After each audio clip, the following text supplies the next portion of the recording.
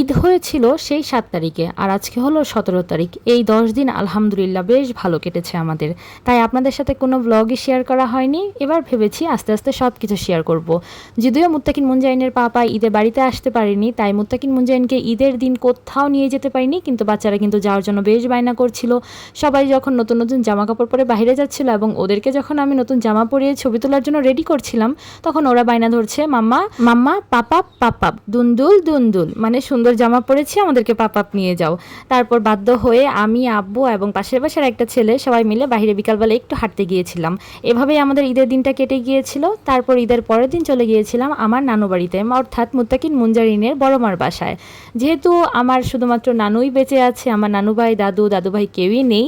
নানু খুব করে বলছিল যে তোমরা আসো, এসে বেরিয়ে যাও, অনেক দিন হলো ঈদ তো আমাদের এখানে করোই না, অন্তত ঈদের পরে এসে বেড়ায় যাও। কি আর করব, যেহেতু মুত্তাকিন মুনজারিনের পাপা কয়েকদিন পরেই আসবে, সেই জন্য ভাবলাম ঈদের পরের দিন গিয়ে নানু বাড়ি থেকে ঘুরে আসি। 2টা দিন অন্তত নানু বাড়িতে থাকি, নানুকে একটু সময় দেই। নানুর বেশ অনেক বয়স হয়েছে, নানু যদি না থাকে নানু বাড়িতে হয়তো আর যাওয়াই হবে না। তারপর এই যে মুত্তাকিন মুনজাইনকে নিয়ে আমি, আমার আম্মু, আমার ছোট বোন সবাই একসাথে চলে যাচ্ছি নানু বাড়িতে।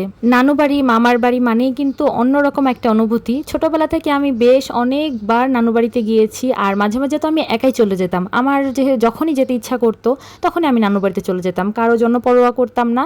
আমি শুধু নানুকে বলতাম, নানু আমি আসছি। নানু তো খুব খুশি, আর নানু আমাকে অসম্ভব আদর করতো। এখন তো চাইলেও যেতে পারি না, এখন যেহেতু 2টা বাচ্চা আছে, এখন চাইলেও আমি একা যেতে পারবো না, কারণ একা 2জনকে নিয়ে যাওয়া আমার জন্য অসম্ভব বলা চলে। যদি একটা বাবু থাকতো তাহলেও হয়তো বা আমি হুটহাট করে চলে যেতাম নানুকে দেখতে।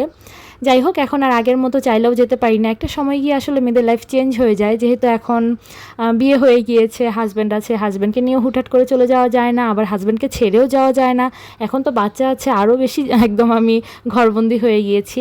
যাই হোক, এই তো আমি চলে এসেছি নানুর বাসায়। আর নানুর বাড়িতে আসার পর এই খোলামেলা পরিবেশ পেয়ে মুত্তাকিন মুনজাইনকে মনে হচ্ছিল যেন মুক্ত পাখি।